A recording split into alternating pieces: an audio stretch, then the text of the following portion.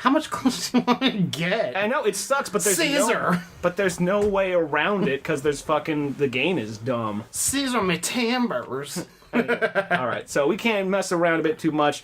Welcome back to the Artist and the Economist podcast. We're gonna get rolling right away right here. We're doing it right here, right now? On Right. this, okay. But I never want to be in Kmart. What a stupid choice. Exactly. That's like picking a Godsmack song called Sick of Life for a commercial about the Navy.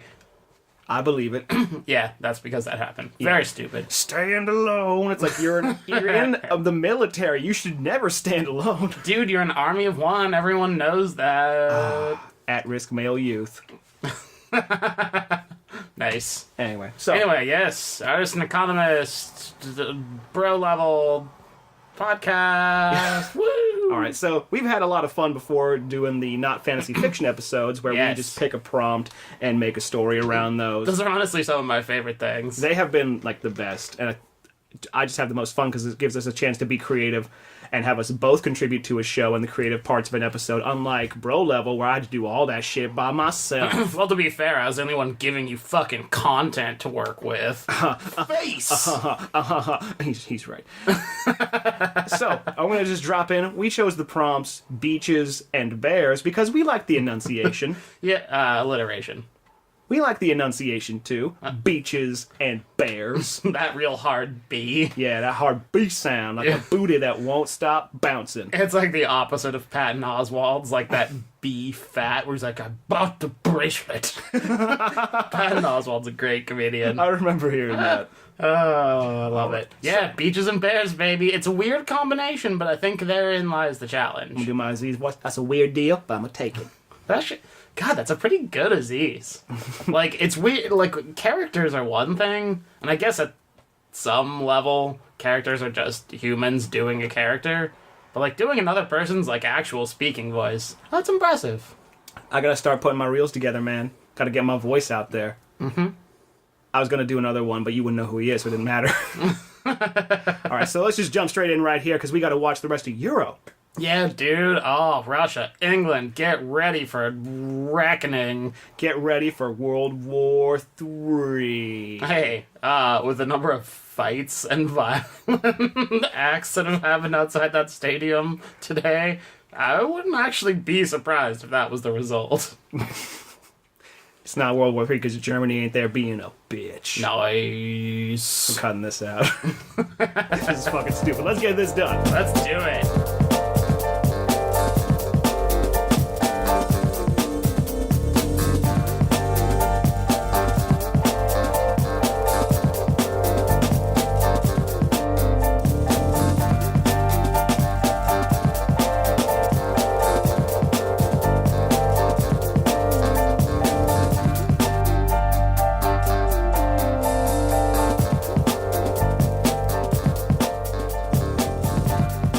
Who do you want to read first? You know what? Traditionally, I've gone first. Mm-hmm. So if you would like to lead us off, I think that's about damn time. All right, I will do it. I didn't actually title my story because I've been super, super slammed at work lately, to the point where I was working until 9, both Thursday and yesterday. Damn. And I was working early this morning. And to be fair, a lot of the work involves just like sitting and waiting for stuff to finish, which is when I finished my story, but I didn't title it, so I'm going to come up with an idea for a title now called, this story is called Oh So Wise. Damn. Yeah. I'm about to get learnt on. You sure as fuck are. Alright, I'm gonna shut it down. Let's go. Alright.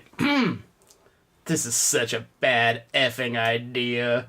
No sooner had those words been spoken than they were lost amid the raging blizzard. The source of those words? A lone roguish polar bear named Oso Frio. This is already the best story that we've had on this show. Oso Frio. Oso Frio, baby. And he's got a brown bear named Ocho Cinco. No, Oso Frio is Spanish for cold bear. Oh. I'll say number 80 zero. No. Oso Frio was the kind of bear that everyone respected. Lady bears wanted to get with him, dude bears wanted to be him, and other types of bears generally appreciated the way he carried himself, even though they couldn't necessarily relate to a polar bear's life. You know, it's that polar bear privilege. That's, yeah, hashtag, Polar bear problems. white bear problems. Oh, you said it. But then again, who could relate? Oso Frio was so daring and so courageous, he made Magellan look like a scared bitch. Fuck, you on blast, Magellan. He made Lewis and Clark look like Walter and Perry from home movies. I have the perfect visual. I wrote that specifically for you. Like, no one in any other story would be like, oh, that makes sense. They'd be like, what? Who? He looked like Uncle Jeremy. It's like, nice! And then, like, no one else gets it. It looked like that friend we had. Right. So, that one's for you. Very nice. So you know that once a bear wizard left a note in Oso Frio's igloo challenging him to find some buried treasure, a classic wizard pun. 3 things were about to happen. First, Oso Frio was gonna see it, and he was gonna get super miffed about someone cluttering up his home. Oh, what? Second, he was gonna make sure he spent 15 minutes meditating, because practicing mindfulness at the start of each day is a great way to anchor yourself, and he was gonna realize that he wasn't really upset. He was just letting his reactions dictate his thoughts and feelings. You know, that's the real shit right there. This is going into some crazy, this is the most fantasy story we've had, and also the most real. Oh, it's gonna get more. It's gonna, yes. It's gonna story something hard. And third, Oso Frio was gonna seek out that effing buried treasure. Damn. And he was sure as heck gonna do it right the F now. Damn, we got curses in this. Yeah, lots of them. Not just because there's bear wizards. Okay, after following the map from his igloo for the better part of an hour, Oso Frio found himself at the entrance of a cave. Oh, right. But not just any cave. A cave carved into the side of a towering glacier. Holy shit. As he lumbered forward, a puff of smoke stopped him in his tracks. What? Causing him to adorably shield his eyes with those big polar bear paws. Oh. As it cleared, Oso Frio found himself in front of the Wizlord, a riddling wizard who picked a terrible portmanteau of both words as his name. You know, I'm pretty sure he owns it, though. The Wizlord. We're going to find that out. Mm-hmm. Also, we actually did something similar. Some of our stories have similar elements, and not just the prompts that we gave. Interesting. I'm curious now. Go on. Did you find the treasured map? Riddled the wizard quite coyly. Of course I did. Just like I find all the garbage in my cave, Oso Frio retorted. Damn! Hey man, come on. Don't feel like that. I'm a bit rusty at this. Everyone else I leave treasure maps for is either too stupid to realize it's a treasure map or too afraid to follow it and see where it goes. You're the best puzzle-solving bear in the land. Come on, man. Just humor me. Don't be a dick. The Whistler depleted. Sheesh. What a shitty wizard. Sheesh. Fine, I'm in, Oso Frio managed. So what's the story with the buried treasure? Oh ho! The buried treasure! A valuable treasure cloaked in the secrecy of an amazing pun. But don't be so hasty, bear. First you must prove you're up to the challenge. What's the challenge? You mean what's the challenges? The Wizlord snapped back. Technically I guess I'd mean what are the challenges, since that's plural. Oh, the challenges! Why didn't you say so? Oh my god. Yes, there are 3 of them, each of them increasingly difficult. By the time you're finished, you'll tell yourself it's no wonder you couldn't solve them all. Oh. What? Do you even listen with that? Oso Frio was cut off. Silence! That's a line I was talking to you about earlier. By the time you finish them, you'll realize it's no wonder you couldn't solve them. Oh my god. It's funny how this guy, he just kind of rolls with it, but he's also kind of a pussy. He's just all like, I mean, come on, man. I try my hardest. Yeah, come on, please. Just come on, be cool. He's that dude who's at last call to bars. Like, look, we could have found someone earlier if we were hot enough. So let's just make this happen. Look, come on. It's been a while since my divorce, and I'm not super good with women. Just please, come on with me. All right. Silence. I like puzzles too. Silence! Now if treasure be your victuals, you'd better solve my riddles. Oh, that was... He exclaimed proudly. That was tortured. Before Osofrio could even shake his head, the wizard screamed, "First challenge!" It's funny because I keep going back and forth on this guy. Like, I really want to like him because, like, he seems like the life of the party. He's just, like, earnest. Yeah, like, he's honest about it. He wants to be, like, the life of the party, and he tries really hard. And you feel like you want to give him, like, an A for effort. A little bit, right? Yeah. Does he have, like, a hat? Yes. All right, sweet. I wrote him a little bit like Papyrus from Undertale. It sounds... I didn't yeah from the beginning. Like, come on, man, I was just playing. Yeah, hey, come on, this is cool. That's, like, chill Papyrus. Yeah. Another puff of smoke filled the air. As it began to settle, it was revealed the wizard had split himself into two wizards. Behind each wizard was an identical-looking door. "Behold!" they shouted in tandem. "Two wizards and two doors! One of us always tells the truth, and one of us always tells the truth." He meant to say one of us always lies, but... since he's the one who always lies, he said the opposite thing, the first wizard clarified. No, but we both said the same thing. All that proves is one of us was lying. He can't possibly know who's lying based on that alone, the second wizard reasoned. Right, but you're lying. No, you're lying. I'm confused, they lamented at the same time. Oh my god. As the wizards turned back toward Osofrio, they saw him checking his phone, bored by the situation unfolding in front of him. Oh my god. He felt their gazes upon him and looked up, locked his phone, and put it back in his adventure bag.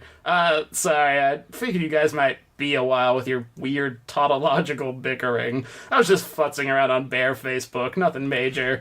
Anyway, I gotta ask you guys one question, right? Correct, but choose wisely as which door would the other wizard tell me to take? Aha! But to whom are you addressing your question? The first wizard challenged.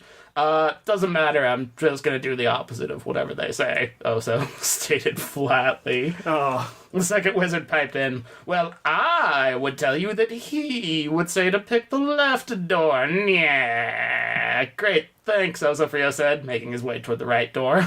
As he did, the first wizard chimed in, "But are you sure it's the right choice? Maybe, you're already gone." Indeed, the right door was already closing behind Osofrio, who had dispatched the first challenge with ease. There you go. Oh my god. Making his way further into the cave, he consulted the buried treasure map to see if it contained any undiscovered clues about the treasure. Not just where to find it, although that remained the goal, but maybe even what the treasure was. Osofrio normally didn't pursue mysterious treasures, but dang it, someone littered in his igloo. That son of a bitch. And he'll be danged if he's gonna let that stuff happen on his watch. Hell no. Osofrio doesn't swear. That's a very honorable of him, I gotta say. It's a nice little character trait, you know? Because I'm looking at the F-bombs in my story, I'm just all like, dang, I suck. There's one in mine later. And most of my... Well, I was listening back to our Meteors one. Oh, yeah. And I essentially filled that with swearing. Oh. So this time I was like, I'm gonna switch it up. We're PG here, kids. Unfortunately, the map consisted only of a crude drawing of a mountain and an exaggerated treasure chest overflowing with question marks. It was clear the wizard put a lot of effort into this map, which made the fact that it was pretty useless all the more puzzling. Oh. No sooner had he tucked the map away than the wizard reappeared in another puff of smoke. "Well done, brave bear soul," he cried, his words clattering throughout the cavern walls. "But don't get cocky, the fun's only just begun." Oh, shit. "What do you want with me, wizard?" Osofrio challenged, but not in a douchey way, just assertively. "And what the H is the point of this treasure hunt?" "All in due time," the wizard said cheekily, really drawing out that E. "First you must solve the second challenge. The first was nigh impossible, but this one will be nigh impossibler. Behold, the wizard's wicked water-weighing riddle." Water wang riddle? Water weighing. Oh, I heard wang and I was like, water wang. Sweet. You know riddle doesn't start with a W, right? The wizard sighed an exasperated sigh. "Look, again, no one's even made it to this step before. Do you have any idea how hard it is to be passionate about something that no one else even knows exists?" Jeez, man. God, it's like, come on, man. The cameras are on. Play along. Right? Jeez. The unexpectedly deep question gave Osofrio pause. Sheepishly, he asked, "All right, so what's the challenge?" "Yeah! Behold! A 3-gallon jug and a 5-gallon jug. Next to them is a never-ending water fountain. Now, my polar pal, can you make it so one of the jugs weighs exactly 4 pounds? I'll give you some time to think it over." Osofrio purposely strode up to the jugs and began to examine them. He grabbed the 3-gallon jug and filled it to the brim. He poured it into the 5-gallon jug and repeated the process once more. He emptied the 5-gallon jug out completely and poured the remaining gallon from the smaller jug back into it. After filling the smaller jug one final time, he again transferred it to the larger jug for an exact 4 pounds. "I got it," he announced. "What? That only took you like 3 minutes," the wizard cried. "Yeah, and most of that time was waiting for water to pour, honestly," Osofrio noted. "Simply incredible," the wizard countered. "How did you solve it so quickly?" Well, for starters, I'm pretty good at math. Like, I always found it boring. Like, I didn't really want to make a living out of it or anything, but I've got a head for it, for sure." I'm seeing some parallels between me and the wizard. The old sloopity-doop. I want to know what the old sloopity doop is, because that sounds hot. Play your cards right. God, get out of here. Get out of here. Just keep reading, please. Also, this is the same riddle they used in Die Hard 3, and that's one of the only DVDs I own. But if you really want to know how I knew I was right, there's a little line on the 5-gallon jug that says 4 gallons. "Ah, fuck," the wizard said. "That's when I was trying to solve it myself. I forgot to erase that." Oh my god. This fucking wizard bear. He's terrible. I know, but at the same time, he's like, I cared enough. I put it on there, so if you wanted to use a cheat code, you dick. It's like Papyrus telling you, "Well, you get stuck by the puzzle, just go hit the tree. There's a switch at the tree." Oh! Enough games, roared Osofrio. "I've been freezing my butt off in this gosh darn cave, and I want some effing treasure." "Very well, Osofrio. You've done very well to get here. But I'm not sure you're ready for this last challenge, which is the hardest of them all. You'll have to do very well at it to solve it." "I'm ready." "Very well. Consider the following paradox. You are a polar bear, are you not?" "Of course I am," Osofrio exclaimed proudly. "Yeah, but what if you were to live in a tropical climate? Would you still be a polar bear?" "Why, of course I would. Polar bear's like a taxonomic... hang on. I'm a polar bear, named based on living near the polar ice caps, but if those didn't...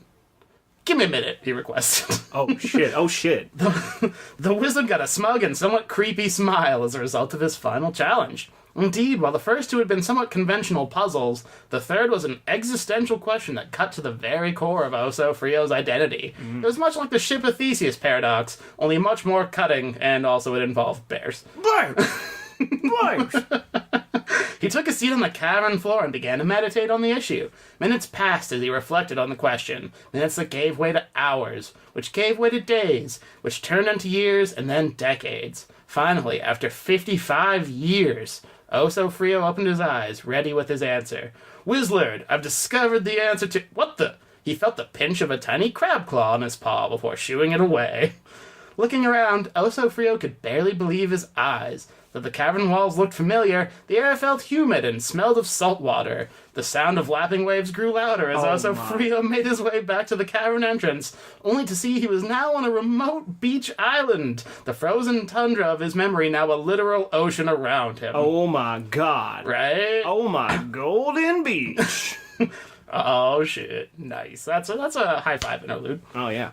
A seagull flew overhead, its screeching drawing Osofrio's attention back to the cave's entrance. There stood the wizard, same as ever. "Well, well, well, look who finally woke up." "What have you done, wizard?" Osofrio demanded. "It's not what I've done, but what time has done. Your meditation lasted several decades, long enough for the polar ice caps to melt, and your previously landlocked Arctic home to drift down to the tropics. Now I ask again, are you still a polar bear? Because from where I'm standing, you look more like a solar bear." What?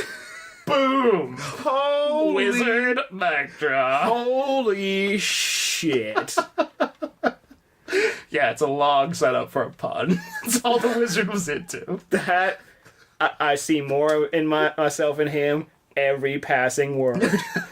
Annoyed, Oso Frio clenched his paws. Are you telling me this whole thing was just a poorly framed allegory for climate change? Maybe. But isn't the knowledge you've gained along the way the best treasure of all? I'll fucking kill you. Oso Frio scowled at the mischievous wizard and considered his words. While there was a certain truth to them, the satisfaction he gained paled in comparison to eating the wizard and making a lounge chair out of his bones, which is what Oso Frio decided to do. Yeah, asshole. As dusk fell on his new island home, Oso Frio kicked back in his beach chair. The wizard's robes now tied into a makeshift sun parasol, and the wizard's hat lazily draped over his face. I could get used to this, he said. He also decided he was going to change his name to Oso Caliente, because your identity is what you make of it, and no one should tell you otherwise. The end. Damn, that ended really, really good. That was insane. Like, I didn't see that coming at all. I was just like, where's the beach come in? Fuck! Yeah, he meditated so long that his home drifted down and became a beach. Did you see what I was doing? Do you know what the ship of Theseus paradox is? I don't want to blow up your spot and like call you out. The ship of Theseus paradox is the thing where it's like if you have a ship and then you replace a board, it's still the same ship. Yeah, that's the one. But if you replace all the boards, is it still the same ship? Yeah. And so in this case, I was like, if you're a polar bear and you're no longer in the polar like areas, are you still a polar bear? But your ethnicity is forever, which is why your white fur makes you a polar bear. Right, which is why I was like, well, that's the paradox. That's how I'll get him to reflect, and then he'll become a solar bear. Solar bear sounds like a superpower almost. It's also a minor league hockey team. That's awesome. The Orlando Solar Bears. That's dope. And Can I just give you real quick, just a little... Aw, thank you. That was good. Thank you. All that setup for Solar Bear. Just for the wizard to make a real douchey. Like, what was the wizard even doing? Why didn't he have better friends? Yeah, exactly. Why didn't he, so like... lonely. Or, like, have, like, a shitty joke club? Mm-hmm. There you go. Like, it's fun to make, like, just shit post and shit talk all the time and make dumb jokes. Of course. Now he's dead. Yeah, well, and he got turned into a lounge chair. He must be comfy. Who? Oh, so Caliente or the wizard? Yo, both. The Wizlard. Both. So hard to say. That's awesome.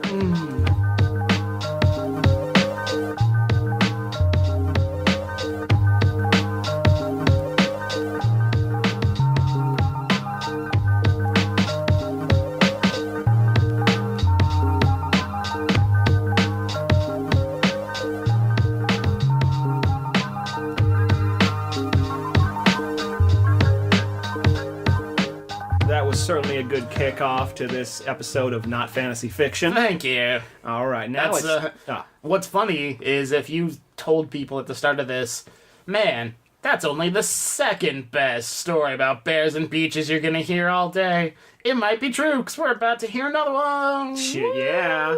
I actually did come up with a title for mine. Okay. It's called The Cave. Ooh, I like it. There's a lot of potential here. Gonna blow that hair off my screen. Sure. To say Brian was a placid fellow would be an understatement. Rarely showing passion or any discernible emotion for that matter, it's easy to invite the comparison to an egg salad sandwich on white bread with no condiments that happens to be wearing office-appropriate khakis. Brian, listen, we need to talk about the dress code. What's Your wrong? khakis are a little too there's too much flair. Bell-bottom khakis. Apple-bottom khakis. Boots with the... whatever. Yeah, whatever. Introverted and generally bland, driving his beige-ass Subaru down the coastal highway. Why? Because this boy was on his work-appointed vacation week. Oh, shoot! Turning off the highway, Brian pulls into a reasonably priced rental property, which actually had a great view of the beach. What do you know? The house is brown, too. Man, the beach sure is acceptable, Brian utters, stepping from his car. Nice. This will be the adequate place for me to sip tea and assemble puzzles while not listening to music of any kind. What a life. Oh, sorry, I kind of spaced out there for a second. Sorry about that. Anyway, Brian settles in, unpacking his belongings. 6 pairs of the same shirt and pants, 2 pairs of cargo shorts, and books. Like 2 books. He's like a sitcom character. Brian sinks into his reasonably comfy recliner and lets out a sigh. I like that not even the recliner's comfy. You're figuring this out quick. You're picking up quick. This is going to be the most sufficient vacation ever. Brian sinks deeper and is about to sip his unsweetened tea when he's interrupted by the blaring of klaxons outside the window. Fairly surprised, Brian peers out the window to see a massive stage assembled in the distance. It was surrounded by attractive 20-somethings hollering and dancing and getting all sorts of crunk. Whoa. Yeah, that's it. Crunk. Brian then realized he had planned his vacation on spring break. Shit. Decently shocked, Brian closes... That was the saddest klaxon. Yeah. Like the air is just out of it. It's just running out of air. That's when the party stops. Yeah, it's like a balloon. Oh my god. Decently shocked, Brian closes his blinds right as the 2-part wet t-shirt and wet transparent dude speedo contest began. Gotta give props for the equal opportunity debauchery. That's true. That's true. I'll have no part of this, Brian dismissively quips as he puts on noise-canceling headphones, still not playing any damn music. I also like that he's at the beach. It's like the sound of the ocean. He's like, no. He's just like staying in this house. Too relaxing. Doing nothing. Not even enjoying what he's like at. Oh. Oh, mandatory vacation week. Fucking Brian. Classic. Will you ever get out of the house? No. You can only imagine. Go to a different house. To do the same shit he probably does at home. That's an adult vacation. Yeah. Hashtag adulting. Seriously. Oh my god. Continue. You can only imagine the crazy goings on outside as Brian assembles one of the rental property's assortment of puzzles. The next day arrives. Brian sips Folgers, intermittently munching on dry toast. Outside, there was a surf contest going on. People were jazzing glass up and down the beach, so much so that Brian couldn't help but peer out his window again. He saw into a world so dissimilar to his own. The inescapable devil-may-care lifestyle surrounded by attractive beach body-bearing babes and bros. Boosh. His eyes scanned the beach as he got lost in the commotion, the zest for life, the unforgettable memories surely being formed, the bear. Wait, what? Holy shit, what? There's a bear? There's a bear? And right in the midst of the party, a real-life bear was just chilling in the crowd, minding his own damn bear business. That's bear business. That was about the best bear reveal. Like, I decided to run at it and just make the bear my character. Right. You were just like, also there was a bear. Well done. Smooth. Can I get a high five for that? Shit, yeah, you can. Okay. Now we're about taking care of bearsness. Every day. Brian expectedly shut his blinds as if to say, oh my god, there's a goddamn bear out there. I ain't going to watch that shit. People gonna get ate. Mm-hmm. That is, if Brian was capable of emoting such things there it is. in any conceivable way. It's as if this was written to convey an emotion outside of the established constructs of the plot and personality of the character. Writing. Whoa. We're getting real. Yeah, you solved it. You did it. I get it. I have solved writing. Yes, forever. Pulitzer, it's me again. Paul Newberry, it's me too. Right.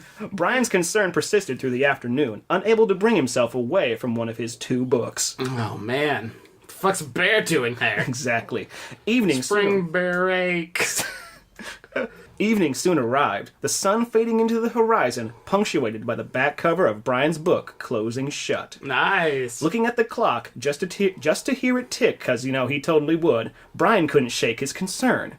Peering outside once again, his eyes took in the sight. The night was illuminated by the glow of tiki torches as the party attendees engorged themselves at a massive luau. Nice.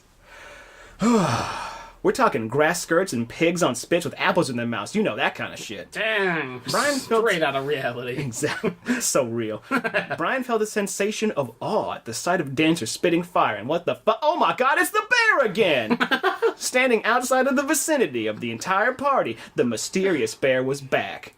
And if that wasn't shocking enough, it seemed that the bear was staring right back at him. Ugh, creepy. In a panic, Brian draws the blinds closed. In a hurried sweat, he retreats to his bedroom in hopes that all of this is some sort of bad dream he could wake up from.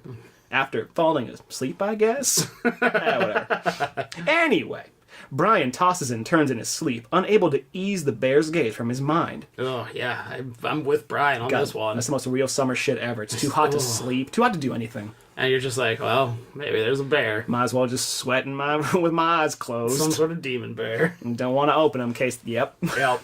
Hours later, he couldn't shake the sensation. A feeling like he's being watched. Oh, creepy. Every noise and passing breeze causes him to stir. Beaten down by his unrelenting anxiety, Brian sits up and opens his eyes to see the bear standing at the foot of his goddamn bed. No!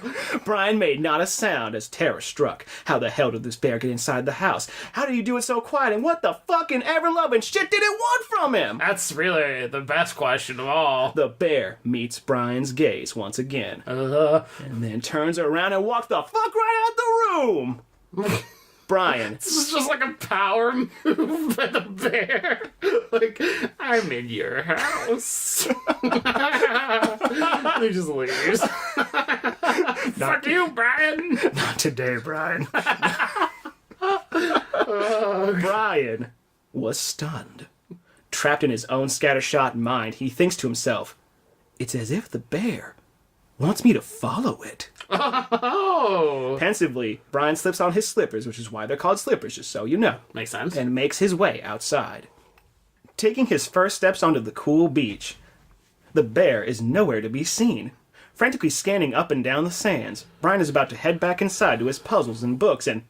Wait, what's that sound? It sounds like the revved up engine of a dune buggy roaring as it crests a dune, and that's exactly what it was. It was heading straight for Brian. Unable to get out of the way, Brian cowers as the dune buggy Tokyo drifts to a complete stop, spraying sand everywhere. Jeez. As the dust settles, Brian looks to the driver's seat, and it's the same fucking bear driving it. What the fuck? Oh, of course it's the bear. It's always the bear. Brian stands agog at the absurdity of what he's seeing as the bear reaches over to open the passenger side door as if to say, hey. Get in.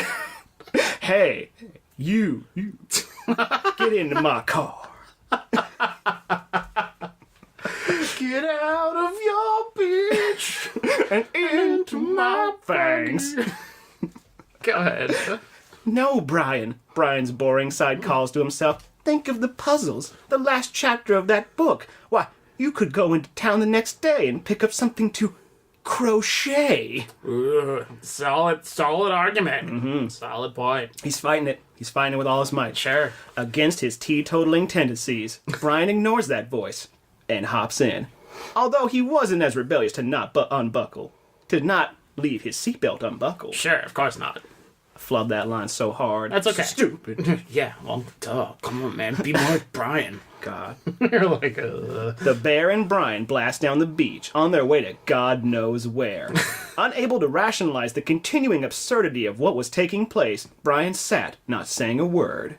Soon they reached a cliff face at the end of the beach, the buggy coming to a complete stop. The bear exits the buggy slowly and makes his way toward a dimly lit cave, pausing to look back to Brian to say, as if he was to say, hey, you, hurry the fuck up already. I also like that they wrote in silence. Like, what's the alternative? Making small talk with Like, what's the bear gonna say? So what do you do? I'm a bear. Right? Oh. I can drive. Ta-da. And you can talk. That sounds cool. Yeah. I've heard being a bear is nice. Yeah, you can scratch your back on trees, free Right. garbage. Right on. Yeah, man. And I get to sleep on the beach. Weather's supposed to stay like this for a while. God, good. thank God it's the weekend. Oh, it's the humidity that gets you. It's not the heat. Oh my God. That's fucking. I should have made that the story. Just made it boring all the way throughout. And then a bear's there. And then the twist is that you're talking to a bear. That would have been awesome. That's very Aqua Teen. I'm like, this is work. Are you serious? Anyway, so the behavior of the mysterious bear had Brian puzzled since his vacation began. As he exits the buggy, each step strengthens his resolve to see this insanity conclude. That's fair. The pair makes their way deeper through the cave. The deeper the venture, the light grew brighter, and vibrations grew stronger. And from the sound of it, was that music? No way. Reaching the end of the cave entrance, Brian and the bear are enveloped in a vibrant glow as every sensation is set ablaze by the thumping of beats and spinning of lights. Brian is awestruck once again as the bear has somehow led him to something he could not believe. It was a commune of motherfucking party bears using the exact same stage as the one I described earlier. I didn't even describe it. What?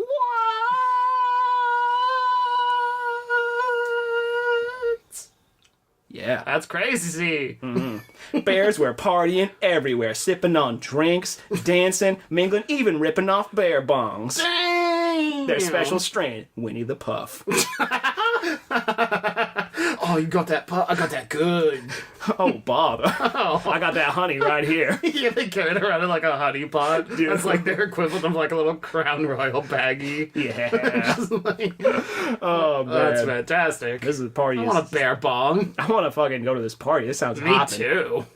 As the two move into Party Central, Brian is given a drink and is invited continually to join in the festivities. We don't belong here, Brian's boring side chimed in. He's right. Don't do it, Brian. Brian's boring side chimed in again as he planted himself against the wall of the cave. Parties are for losers. We should be at home playing solitaire. You love solitaire, don't you, Brian? God, Brian's internal monologue's like a manipulative girlfriend.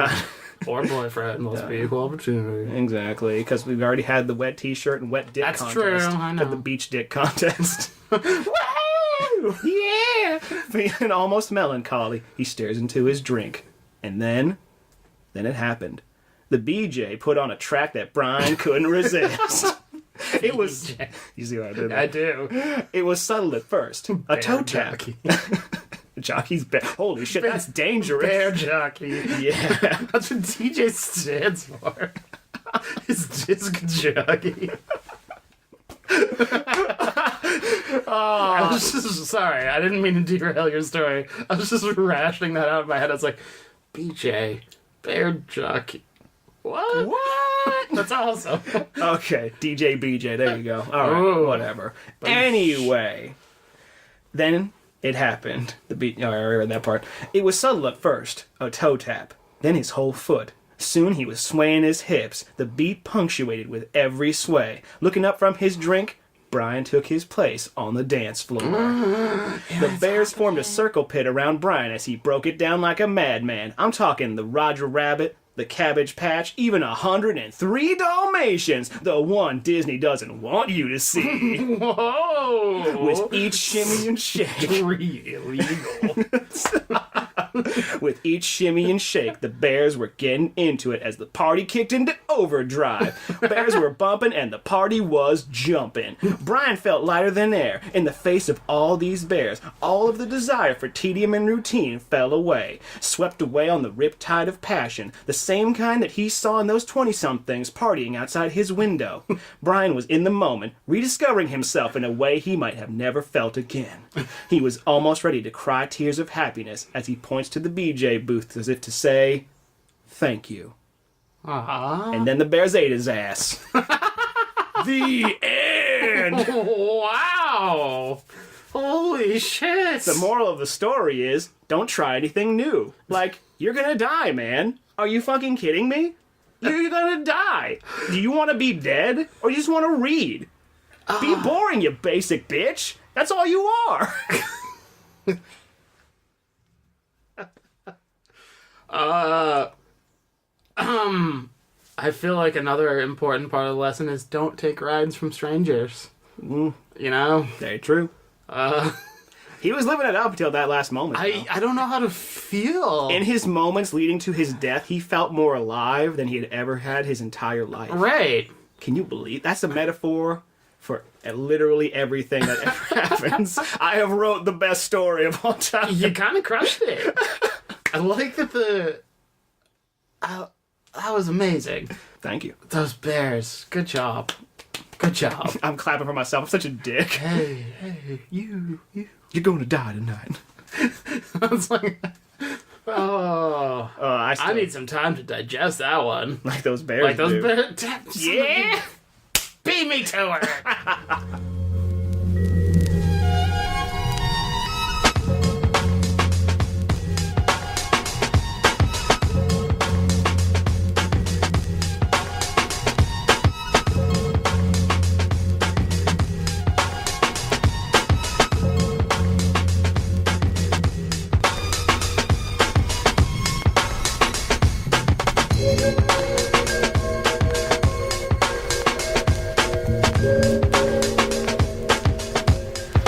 Oh, man. Wow. I'm actually exhausted. That story, like, I actually spent, like, a lot of time making sure that it actually had, like, a thorough kind of line there, but I wanted that abrupt ending. Like, I wanted to...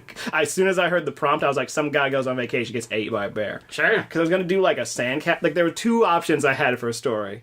I say, you want to hear? Yes. Okay, the first one, I said I wanted to make it really dark.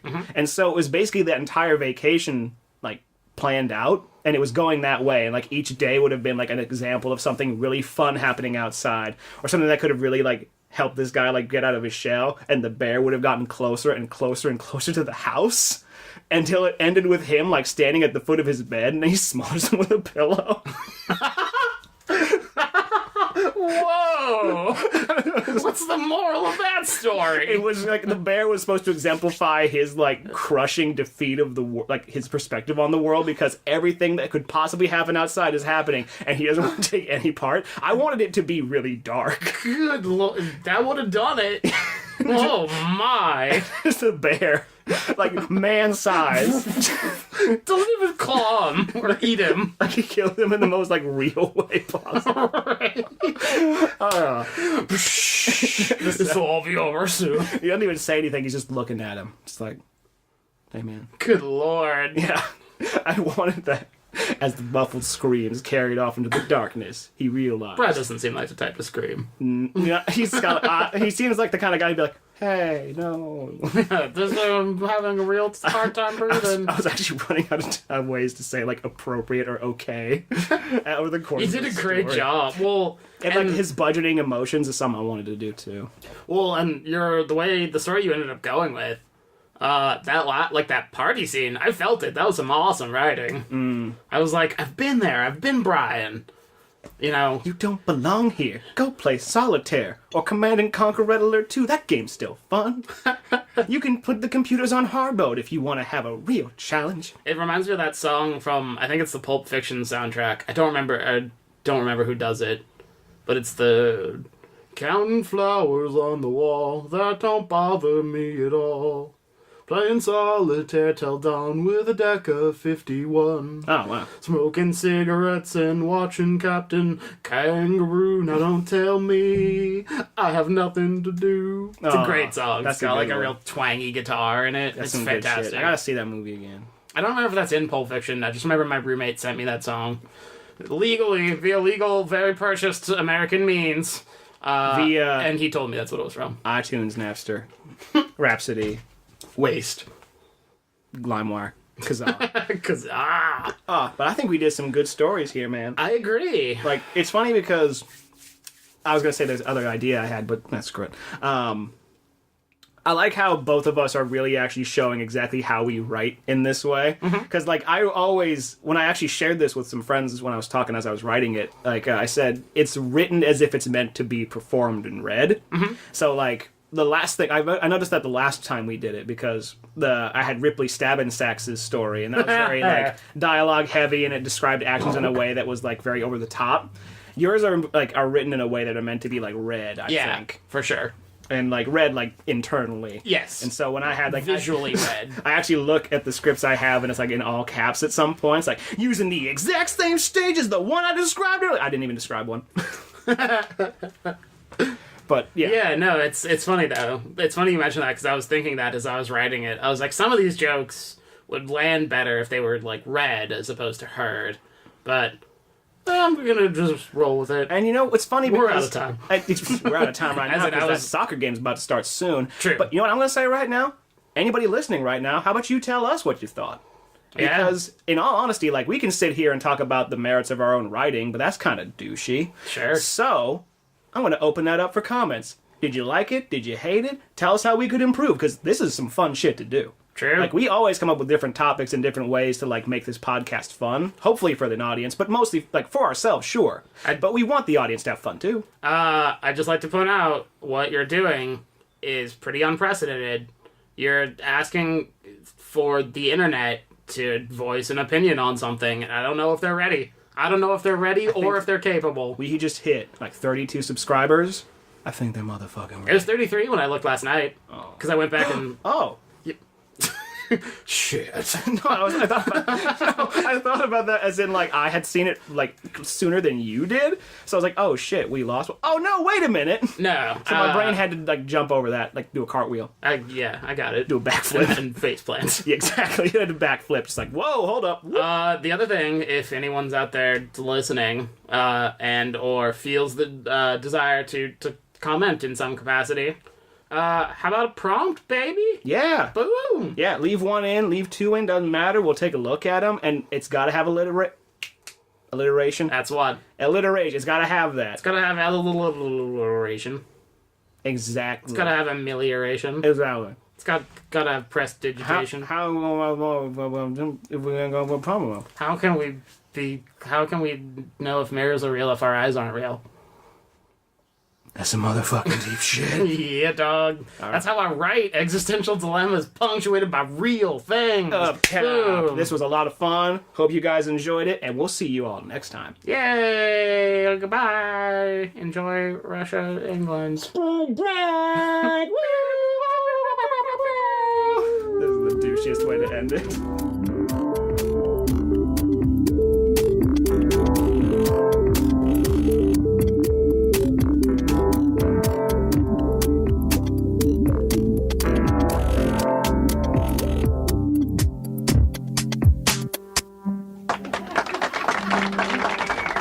Punks thought they were dealing with amateurs.